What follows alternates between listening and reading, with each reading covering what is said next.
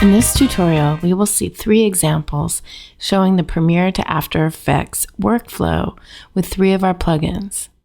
We can start in Premiere Pro in this 59.94 frames per second clip. First, we create a new sequence. We can make it 23.976. Next, we drop the 59.94 clip into the sequence and accept the dialog box that says, "This clip does not match the sequence settings. Change sequence to match the clip's settings." We want to select the box that says, "Keep existing settings."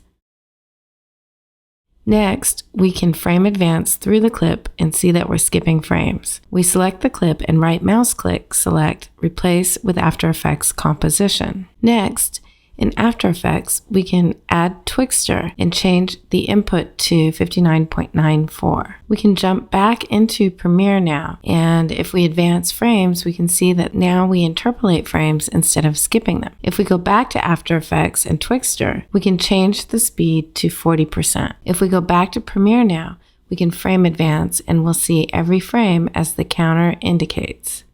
Example 2. This is an alternative workflow using Rematch in Premiere. It can be easier if you have multiple tracks that you're working with to use this method, as it can simplify the process. We can select the clip and right mouse click, select Replace with After Effects Composition. This time we can apply Rematch Basic. We can import another image in After Effects that we will use as a reference color to match. Note, we need to set the color tab to 32-bit float in the After Effects project settings. Now we can go back to Premiere and see that it's color matched.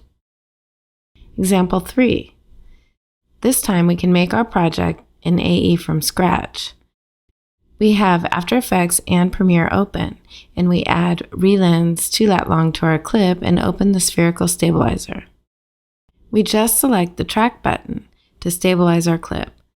Once that's finished, we can drag our comp from the project bin to the project bin in Premiere and make a sequence from our clip. Now you can see that even if you don't know After Effects, you can still easily stabilize in After Effects because Premiere does not support it. In addition to using the stabilizer, you might find this workflow useful to use deflicker auto levels to check for fluctuations.